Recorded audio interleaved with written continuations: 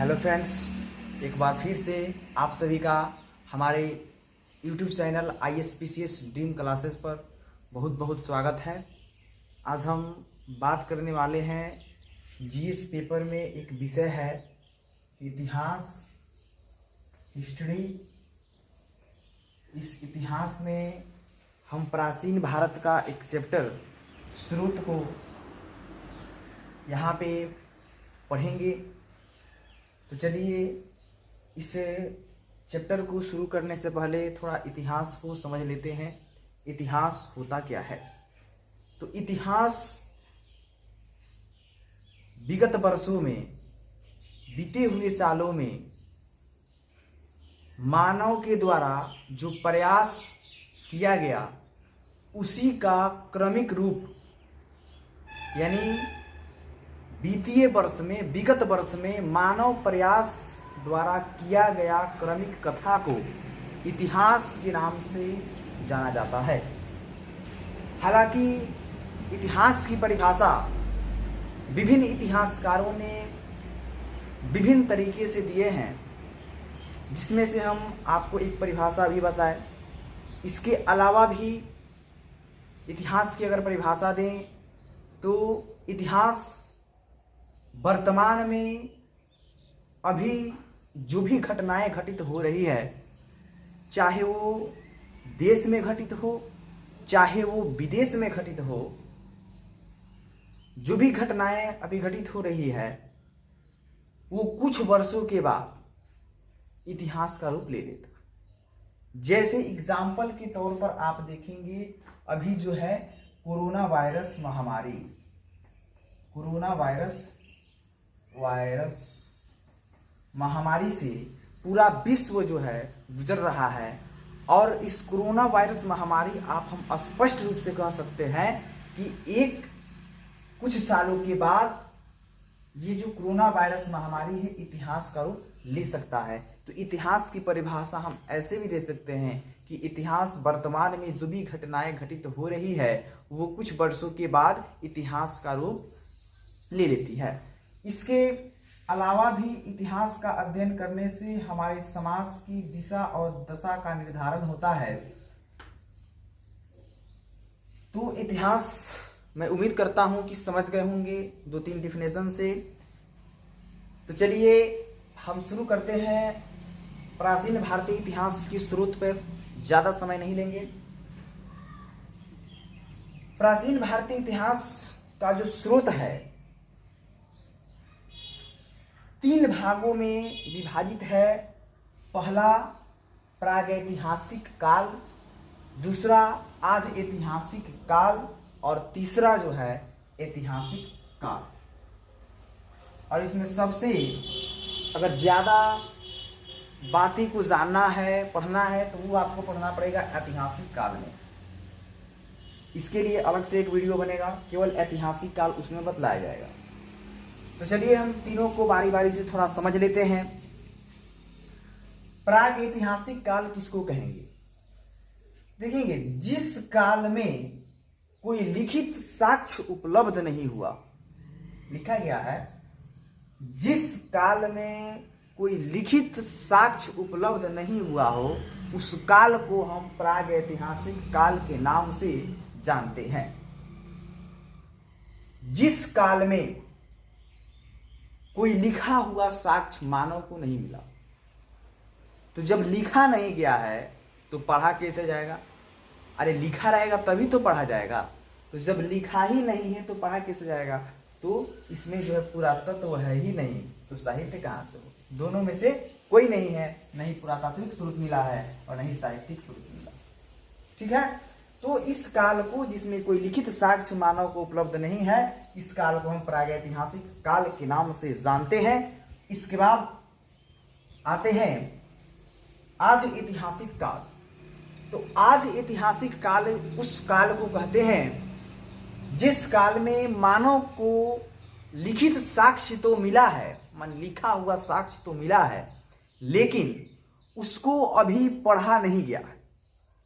तो एक तरीके से कहें पुरातत्व तो मिला है, माने लिखा गया है, लेकिन उसको पढ़ा नहीं गया है, साहित्य नहीं है। यानी पढ़ा उसको नहीं गया है, केवल लिखा गया है। तो ऐसे काल को हम आदि ऐतिहासिक काल के नाम से जानते हैं। एग्जाम्पल के तौर पे आप अभिलेख को देख सकते हैं, स्मारक एवं भवन, सिक्के, मूर्तियां, चित्रकला इत्यादि। इसके बाद से ऐतिहासिक काल में आते हैं तो इस काल में लिखित साक्ष्य भी मिला है, यानी लिखा हुआ भी मिला और इसको पढ़ा भी गया है। इस एग्जाम्पल के तौर पर आप वेद का नाम सुने होंगे। वेद लिखा हुआ एक ग्रंथ है और उसको पढ़ा भी गया है, अभी भी पढ़ा जाता है वेद। इसके अलावा भी आप पुराण को देखेंगे, महाकाव्य को देखेंगे, ये लिखा भी गया है, पढ़ा भी गया है। तो ऐतिहासिक काल में यही होता है कि जिसमें लिखित साक्ष्य भी मिला हो और उसको पढ़ा भी गया हो, उस काल को हम ऐतिहासिक काल के नाम से जानते हैं। आइए देखते हैं प्रागैतिहासिक काल में कौन कौन से हमको जानकारी प्राप्त करनी है। तो प्रागैतिहासिक काल में आता है एग्जाम्पल पाषाण काल, पत्थर। पाषाण काल उस काल को कहेंगे जिसमें मानव जो है अपनी आवश्यकता संबंधी, जीवन संबंधी, कृषि संबंधी औजारों का उपयोग जो था वो पत्थरों के निर्माण से करते थे। इस काल में मानव जो भी औजार बनाते थे पत्थरों के सहारे, तो इसलिए इस काल को पाषाण काल के नाम से जाना जाता है। और जो पाषाण काल है इसमें मानव को कोई लिखित साक्ष्य उपलब्ध नहीं है, इसलिए इस पाषाण काल को प्रागैतिहासिक काल के अंतर्गत रखा गया है। इस पाषाण काल को 3 भागों में विभाजित किया जा सकता है। पहला पूरा पाषाण काल, दूसरा मध्य पाषाण काल, तीसरा नव पाषाण काल। पाषाण काल यानी प्रागैतिहासिक काल और आदि ऐतिहासिक काल के लिए भी एक अलग से वीडियो तैयार होगा, जिसमें आपको पाषाण काल के लिए पूरा अलग से उसमें बतलाया जाएगा और प्रागैतिहासिक काल में अभिलेख के बारे में, स्मारक एवं भवन के बारे में, सिक्के के बारे में, मूर्तियों के बारे में बतलाया जाएगा। तो एक तरह से एक वीडियो ही इसका रहेगा और एक वीडियो ऐतिहासिक का थोड़ा लंबा है, इसके लिए अलग से, यानी इस चैप्टर में 2 वीडियोस और आपको मिलने वाले हैं। तो चलिए, तो पाषाण काल को देखिए 3 भागों में, पूरा पाषाण काल, मध्य पाषाण काल, नव पाषाण काल। अब इसका जो काल होता है, काल को भी थोड़ा ध्यान में रखिएगा, ठीक है। काल जो है ये इतिहासकारों का मानना है प्रारंभ से लेकर के 10,000 बीसी तक पूरा पाषाण काल को रखा गया है।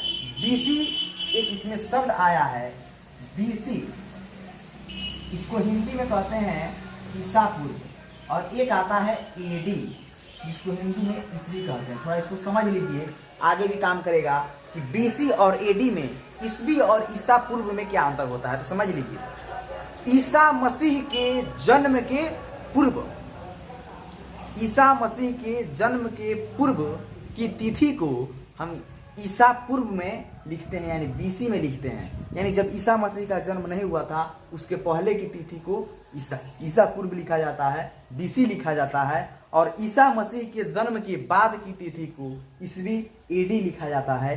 तो मैं उम्मीद करता हूं कि आप बीसी और एडी में अंतर समझ गए होंगे। तो चलिए हम आते हैं यहाँ पे। तो पाषाण काल देखिए 3 भागों में, पूरा पाषाण, मध्य पाषाण, नव पाषाण। पाषाण काल को जो डेट है प्रारंभ से लेकर के, यानी जब तिथि की शुरुआत हुई तब से लेकर के 10,000 बीसी तक, और मध्य पाषाण काल जो है 10,000 से लेके 5,500 बीसी, और नव पाषाण जो है 5,500 से लेकर के 3,000 बीसी तक इसका तिथि है। इसके बाद पूरा पाषाण काल को भी 3 भागों में विभाजित कर दिया गया है, ये इतिहासकारों का मानना है। तो आइए 3 भाग कौन कौन से हैं। निम्न पूरा पाषाण काल पहला, मध्य पूरा पाषाण काल दूसरा, और उच्च पूरा पाषाण काल तीसरा। ये पूरा पाषाण काल का भाग है। निम्न पूरा पाषाण काल, मध्य पूरा पाषाण काल, उच्च पूरा पाषाण काल। आप देखेंगे यहाँ भी कि तिथि की शुरुआत से लेकर के आपको कहाँ तक, 10,000 यानी लंबी तिथि तक ये पूरा पाषाण काल मानव जीवन में रहा। इसके बाद मध्य पाषाण काल देखिए कि 10,000 से 5,500 थोड़ा कम है, और नव पाषाण काल इससे भी कम है, 5,500 से 3,000 बीसी तक, ठीक है। तो इसलिए इसको 3 भागों में विभाजित कर दिया गया क्योंकि ये थोड़ा लंबा है। तो निम्न पूरा पाषाण काल, मध्य पूरा पाषाण काल, उच्च पूरा पाषाण काल, और इसमें भी तिथि को बांट दिया गया।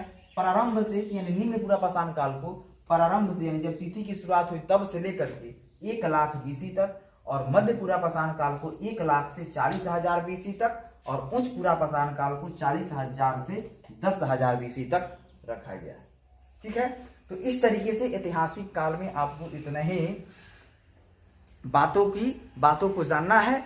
और इसके बाद आते हैं आद ऐतिहासिक काल में। तो आद ऐतिहासिक काल में देखिए कि इसमें तो लिखा हुआ साक्ष्य तो मिला है, लेकिन इसको पढ़ा नहीं गया है। एग्जाम्पल के तौर पर अभिलेख, अभी भी आप कहीं घूमने जाएंगे तो कहीं जैसे आप पटना में ही जाएं, चाहे गया में जाएं, कुशीनगर में जाएं, तो अशोक के अभिलेख मिलते हैं।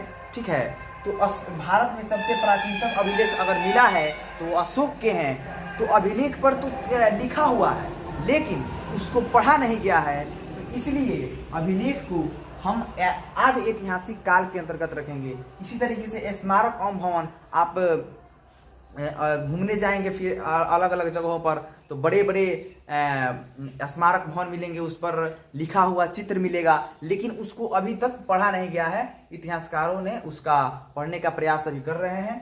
तो स्मारक एवं भवन, उसके बाद से सिक्का, ये भी है, इसका लिखा गया लेकिन पढ़ा नहीं गया है। मूर्तियां, चित्रकला, मुहरे इत्यादि इसके अंतर्गत आते हैं आदि ऐतिहासिक काल में। इसके अपेक्षा थोड़ा इसमें कम पढ़ना है। इसके बाद से ऐतिहासिक काल आते हैं जो स्रोत में सबसे लंबी काल है कहें तो, और ऐतिहासिक काल इसमें लिखा भी गया है और पढ़ा भी गया है। एग्जाम्पल के तौर पर आप वेद को देख सकते हैं, महाकाव्य को देख सकते हैं, पुराण को देख सकते हैं, तो आपको पता चलेगा कि वो लिखा भी गया है और उसको पढ़ा भी जाता है। ठीक है, तो इस तरह की काल को ऐतिहासिक काल के नाम से जानेंगे। और इस ऐतिहासिक काल में मुख्य रूप से अगर अध्ययन करना है तो वो है साहित्यिक स्रोत। इस साहित्यिक स्रोत का अध्ययन मुख्य रूप से किया जाता है ऐतिहासिक काल में। और ये साहित्यिक स्रोत जो है विभिन्न प्रकारों में, विभिन्न भागों में बंट जाता है। तो आइए इन विभिन्न प्रकारों की चर्चा करते हैं। तो साहित्यिक स्रोत को भी यहाँ पे 2 भागों में विभाजित किया गया है, आप देख सकते हैं। पहला, दूसरा, एक है भारतीय साहित्य और दूसरा है विदेशी साहित्य। भारतीय साहित्य यानी जो साहित्य भारत में है, विदेशी साहित्य यानी विदेशी साहित्य, तो विदेशी यात्रियों का इसमें विवरण है। तो साहित्य मुख्य रूप से 2 प्रकार के, पहला भारतीय साहित्य और दूसरा विदेशी साहित्य। भारतीय साहित्य के अंतर्गत कौन कौन से साहित्य आते हैं? तो सबसे पहला है धार्मिक साहित्य। धर्म से संबंधित साहित्य जो है भारत की साहित्य के अंतर्गत आता है धार्मिक साहित्य। धर्मनिरपेक्ष साहित्य, ये भी भारतीय साहित्य के अंतर्गत आता है, धर्मनिरपेक्ष साहित्य। और तीसरा जो है एक संगम साहित्य है, ये भी भारतीय साहित्य के अंतर्गत आता है। और दूसरा आप पाठ देखेंगे तो विदेशी साहित्य है, तो ये आमतौर पर विदेशी यात्रियों का इसमें वर्णन है, तो अभी देखेंगे। तो धार्मिक साहित्य जो है आप धर्म से, ऐसे भी समझ सकते हैं, धर्म से संबंधित है धार्मिक साहित्य, जिसमें ब्राह्मण धर्म, बौद्ध धर्म, जैन धर्म, 3 धर्मों का वर्णन है इसमें, ब्राह्मण, बौद्ध, जैन। और इस ब्राह्मण साहित्य में हमको पुराणों का, महाकाव्यों का, वेदों का, उपनिषद का, स्मृति का वर्णन मिलता है इस ब्राह्मण साहित्य में। इसके बाद अगर हम बौद्ध साहित्य की बात करें तो बौद्ध साहित्य में सूत पिटक, विनय पिटक और अभिधम पिटक का वर्णन किया गया है। इसके बाद जैन साहित्य की बात करें तो जैन साहित्य में कल्पसूत्र, भगवती सूत्र इत्यादि का वर्णन मिलता है। इसके बाद अगर हम संगम साहित्य की बात करें तो इसमें तिरुकुल, मणिमेखले etc का वर्णन किया गया है। ये जितना आप देखिए भारतीय साहित्य में धार्मिक साहित्य, धर्मनिरपेक्ष साहित्य और संगम साहित्य, ये तीनों भारतीय साहित्य का हिस्सा है। इसके बाद विदेशी साहित्य आता है, तो विदेशी साहित्य विदेशी यात्रियों का वर्णन करता है। जैसे आप देखेंगे मुगल काल में कई विदेशी यात्री भारत आए और अपना विवरण, अपना लेख अपनी अपनी भाषा में उन्होंने दिया। एग्जाम्पल के तौर पर आप यूनानी शासक में मेगास्थनीज को देख सकते हैं। मेगास्थनीज जो इंडिका के लेखक थे, नहीं, चंद्रगुप्त मौर्य के दरबार में आए थे। और इसके अलावा आप टालेमी को देख सकते हैं। टालेमी ये भी एक यूनानी यात्री थे, ठीक है। इसके बाद आप चीनी यात्री में फयहान को देख सकते हैं। चीनी यात्री में फयहान,